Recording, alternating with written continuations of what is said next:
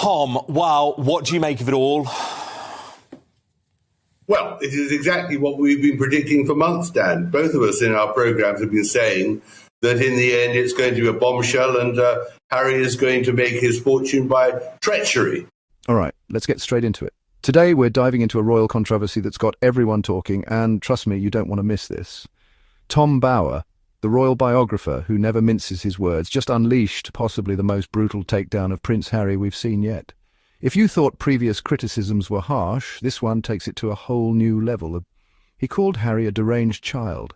Yeah, you heard that right. It's not just a headline. Bower actually said it, and he didn't hold back for a second. It's the kind of statement that makes you do a double take, wondering if you heard correctly. But yes, he meant every word of it. So what could possibly push someone to say something this savage about a member of the royal family? And that's why, of course, the book was called Revenge, my book, because this is the worst sort of revenge imaginable. Harry has behaved dishonestly, disgracefully, and one can only be grateful he's not heir to the throne, because this man, 38-year-old, crying about what happened still 25 years ago to his mother, he just can't stop. He is really quite deranged and causing enormous damage to the royal family.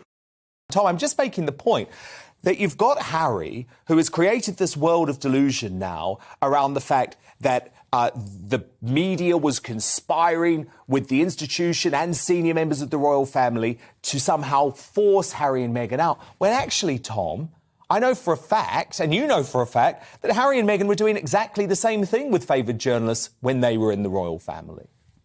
But even worse than that, Dan, we know they're doing it now too. And what is really so shocking about this attack on the media is that Harry never actually names anybody who has denounced him, who has fed the press. All I know is when I wrote my book, which is very revelatory, as you know, about Meghan and Harry, I got absolutely no help from the palace whatsoever, on the contrary. And they keep on making these broad allegations without names, without incidents, without examples, no evidence at all. This is a petulant child, a dangerous, deranged child who has been given a huge amount of money by Hollywood scriptwriters, publishers, and of course, what he actually says has all been script written for him by his ghostwriter. These aren't his words, really. These are words which he has rehearsed and which he's delivering to make a point, to make his own fortune. And of course, the casualty is not only the royal family, but Britain's reputation too, across the world. It is really quite tragic that he's been allowed and encouraged to make these sort of allegations, which has no evidence. And of course, full of contradictions, dishonest, absolutely terrible what he's done. The betrayal of his family, the disloyalty is really not only to the family, but to the army and to all Britons too. It's really quite awful. Tom, what do you make of the fact that he has moaned for the past 2 years about the royal family and the British government not providing him with security? You know, it's one of his big bugbears. But actually, now his revelations in the book about how many members of the Taliban he killed while in Afghanistan have actually put him at a far greater security risk than he's ever been at, and also potentially, Tom, put his relatives at risk too. Let's break down exactly what led to this explosive moment. Well, in a recent interview, Bower didn't pull any punches. He accused Harry of being emotionally unstable, irrational, and completely disconnected from reality. According to Bower, Harry's behaviour isn't just concerning, it's downright alarming. According to Bower, Harry's public meltdowns, the Oprah bombshell, the Netflix doc, his memoir, all show a guy stuck in a perpetual tantrum. Every time Harry steps into the spotlight, it's another round of grievances, another chapter in what Bower calls a never-ending saga of self-pity. Bower argues that these outbursts aren't just isolated incidents. Instead, they paint a picture of someone who's unable, or maybe even unwilling, to move on from the past. Bower's words were, he's still angry at his family, but unwilling to grow up. That's a pretty damning assessment, especially coming from someone who spent years studying the royals up close. Well, I think that what we've actually seen with this expose, this confession about killing of Taliban, is really the nub of this issue, that Harry has been fed lines. He's fed lines by his ghostwriter, by publishers anxious to milk him dry and to cause as much damage and embarrassment to the royal family. I really find it incredible that Harry would willingly have said, I killed 25 Taliban. I think what happened was they asked him to put a figure on it and they thought, let's include that too. This is all conjecture, this is all fantasy, but it's selling his book and selling an attack on the royal family. And of course, he is perfectly safe in Britain. The protection argument has always been used by him to make himself important, and because I'm sure he's fed by paranoia, he is fed by all these drugs he's taken. He is actually motivated by fear of himself, and I think that Meghan has a hell of a lot to answer for all this. She, in the end, is the arch manipulator, the puppet master of Harry's astonishing attacks on his family, his disloyalty. The narrative is collapsing, though, isn't it, Tom? Because all of a sudden last night, Harry was no longer prepared to stand by Meghan's very obvious claims that the royal family was racist. Now, you actually revealed in your book the truth about the so-called royal racist, and actually, it wasn't racism, was it? So what did you make of Harry's rowing back? Did that illustrate some sort of divide between him and his wife? Well, I think it showed that they couldn't keep a consistent story because it's artificial and it was manufactured. And I think that he and his advisors have decided it's not advantageous to call the royal family racist without providing any evidence. And he's afraid to be exposed on that. So it's best to say that the press got it wrong. They never said the royal family was racist. And yet we all saw Meghan make that accusation, not Oprah Winfrey. Also, I think they're reserving that sort of attack for Meghan's own book, for which we must now look forward in a year's time or something. Exactly. But I did think it was very interesting. I thought very interesting that they defend Lady Hussey. I mean, this is really extraordinary. And of course, that had all to do with an attack on William, that he dumped Susan Hussey quickly, just before he went to Boston for his Earthshot prize. I mean, all this is being done by people advising Harry and Meghan how to milk the story and how to cause as much damage and sell the book, sell the Netflix series, make themselves, in the end, really vital pawns. Ouch, that's got to sting. Imagine being called out like that on a global stage. It's no wonder royal fans are shocked. But is he right, or is this just another case of the media piling on? So, let's break it down. Let's really look at the evidence and see if Bauer's claims hold any weight.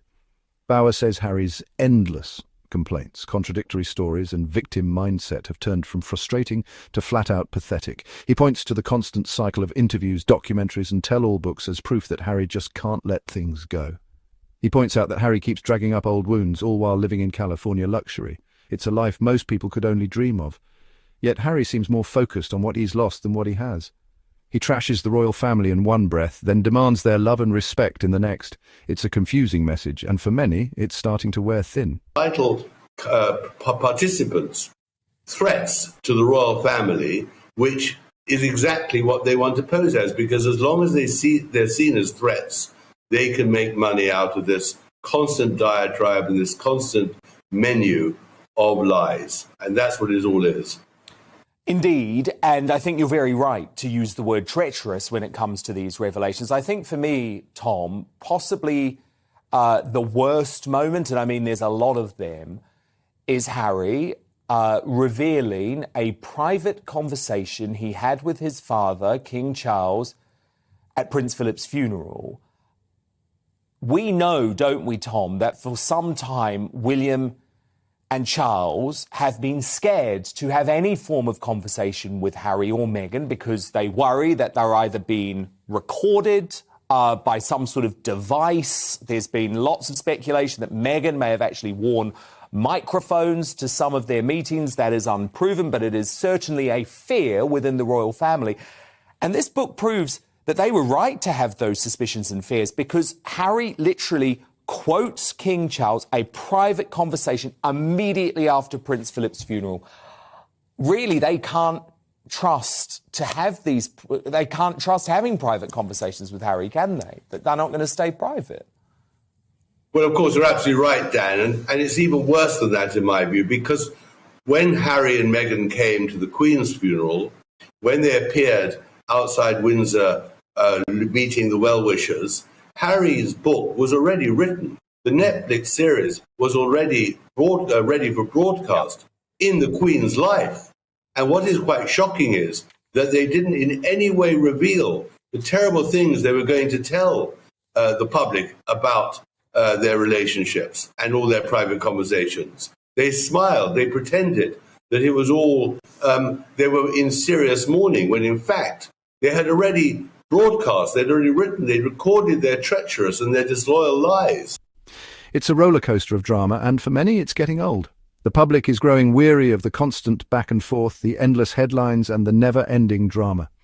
Bauer believes Harry's emotionally stuck as a teenager, unable to process his pain in a healthy way. He sees Harry as someone who's never truly matured, still reacting to the world with the anger and impulsiveness of his younger self. Angry, impulsive, in denial. These are the words Bauer uses, and they paint a pretty bleak picture. He argues that Harry hasn't moved past his issues, he's marinating in them, and it's playing out on the world stage. Every move is scrutinized, every word analyzed, and it seems like Harry can't escape the cycle.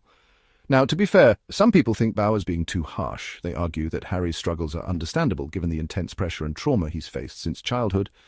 They say Harry's just a product of his environment, a guy trying to find his voice outside the royal bubble.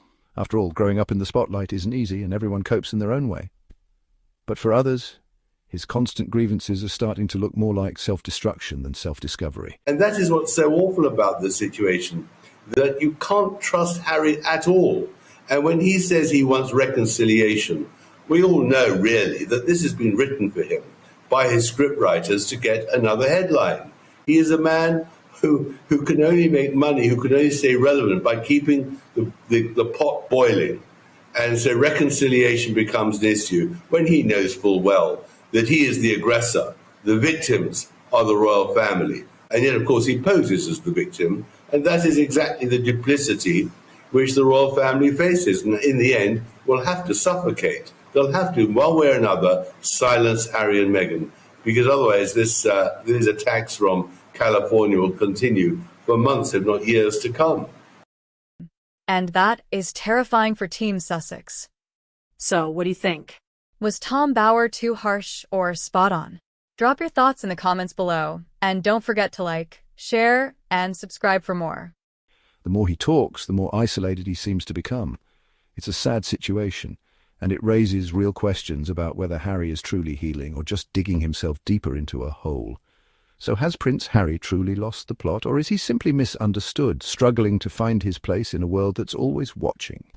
Is he a victim, or just unwilling to let go of the past? Is he trapped by his own choices, or is he bravely forging a new path, no matter how messy it looks from the outside? Are Bauer's words spot on or totally out of line? Is this tough love, or just another example of the media tearing someone down? I want to know what you think. This is a conversation that's dividing royal fans everywhere. Let me know what your take is down in the comments. Do you agree with Bauer, or do you think Harry deserves more empathy? And if you've got a friend who still defends Harry, make sure to share this video with them. Let's get the debate going and see where people really stand. Don't forget to like and subscribe for more royal reality checks. We're here to bring you the stories others won't touch, and your support means everything. Thanks for watching, and I'll see you next time with more truth they really don't want you to hear. Until then, stay curious, stay critical, and keep questioning the royal narrative.